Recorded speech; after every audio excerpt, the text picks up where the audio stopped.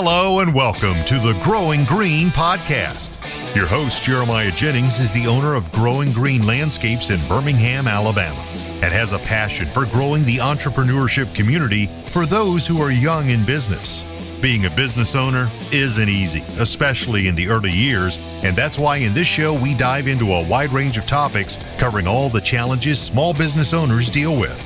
Even if your company is generating $1 million or more, the stories from our great guest and Jeremiah's own firsthand experiences will propel your business forward. And now, here's your host, Jeremiah Jennings.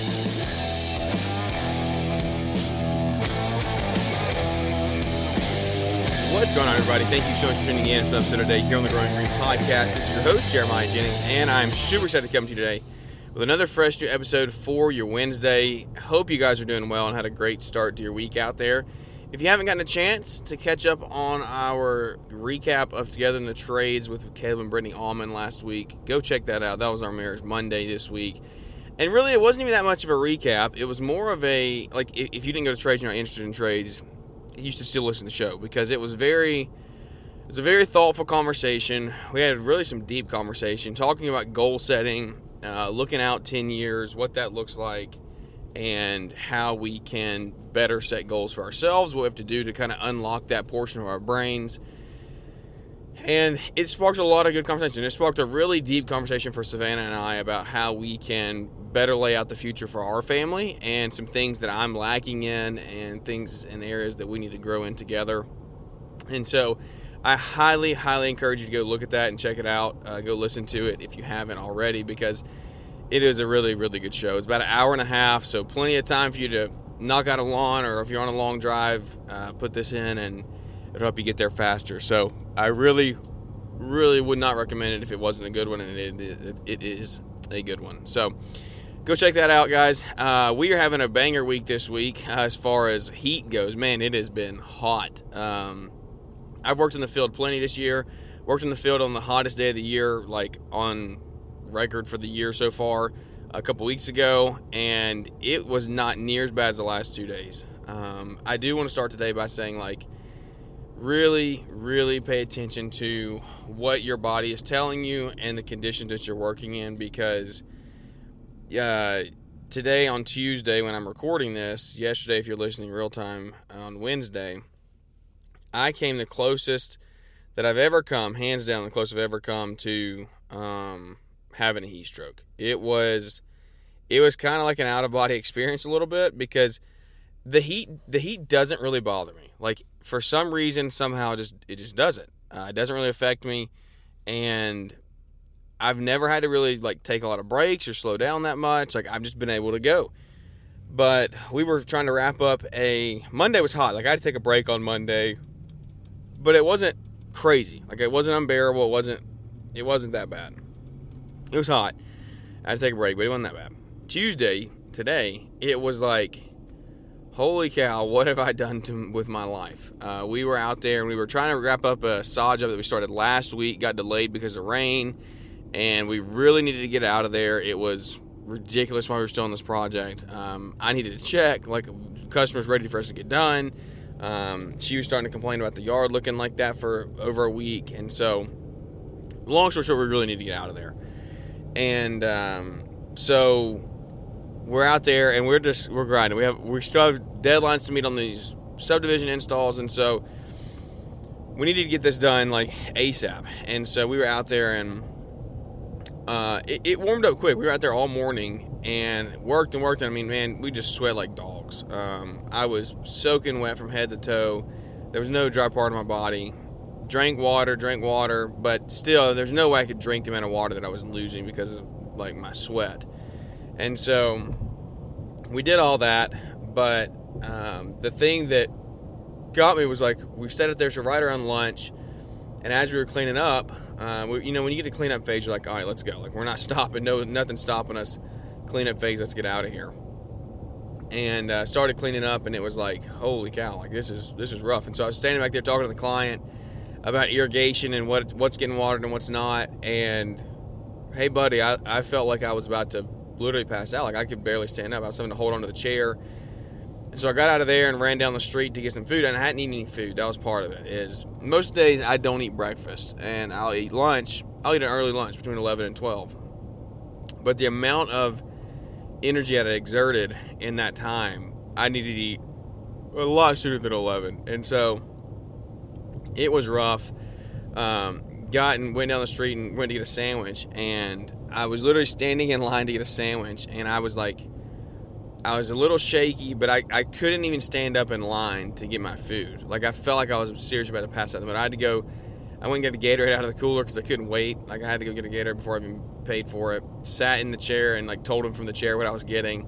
And went straight to the truck and sat in the truck in the air conditioner and ate. And I came to life a little bit, but I then had to drive another 10 minutes to our next job. And I had to sit there. I sat there for probably 30 to 40 minutes and just, like, almost took a nap. Like, I laid there with my eyes closed and the air running the entire time.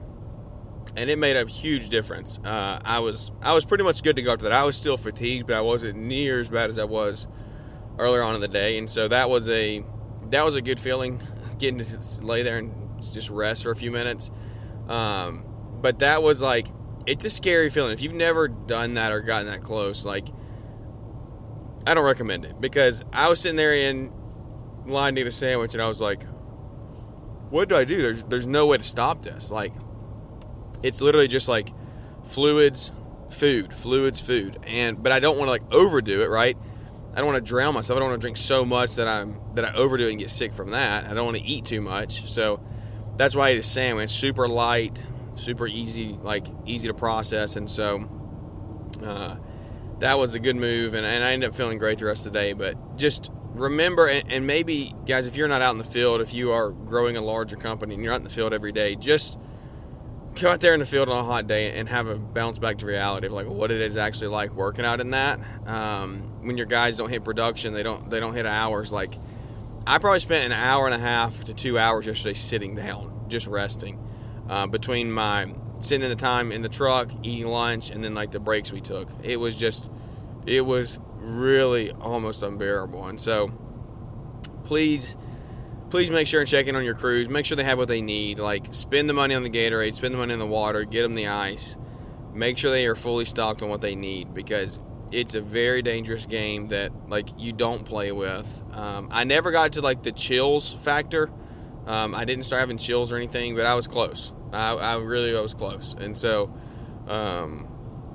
just make sure that you're outfitting your crews with what you need, because it's a dangerous thing. Like, you don't want to send guys to the hospital. Like, long-term effects from that, it's bad on morale. Like, they're going to be very cautious about working hard in the future as far as, like, overexerting it. And so just make sure you're watching these things, because it's easy for me to, especially when you're out in the field for 2 or 3 weeks, you're like, come on, why are we hitting hours on this? Like, let's go.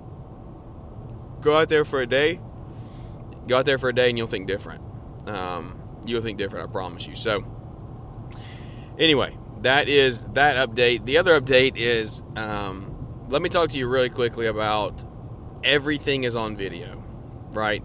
Everything is on video now, and you need to be on your P's and Q's at all times. So this job we were trying to get out of yesterday, we started it last Monday, and the second we pulled up, neighbor came out, stood with the garage door open, and we had to use about 2.5 to 3 foot of her lawn to ride the skid steer between the houses to the backyard.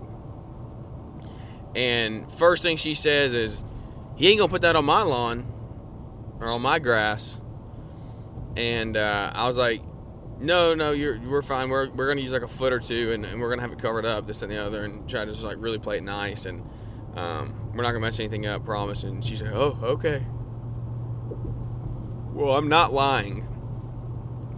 I'm not lying when I say the entire Monday, Tuesday, Wednesday when we were out there, and then all day, the whole time we were out there yesterday, she just stood there in the window with a video camera the entire time.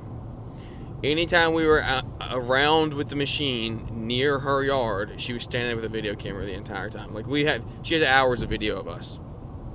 And it was really annoying just because, like, what better do you have to do in life than to sit there and video like that? Like, go get a job or something.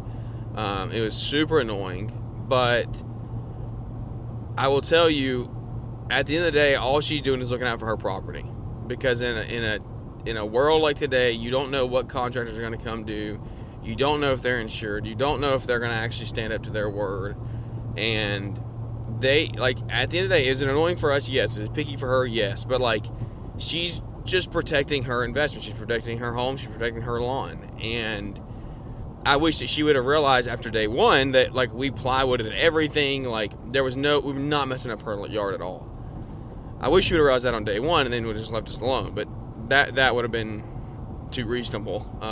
But again, at the end of the day, don't sit there and play the blame game. She is protecting her investment and her home, and she doesn't know us from Adam. She can look us up. We have a good reputation, but other than that, she doesn't. And so she's just making sure and looking out for herself. But that just goes to tell you, like, everything you do is going to be on camera in some way, shape, or form. Like, you never know who's watching. There's a doorbell camera across the street. There's a doorbell camera on the house you're working on.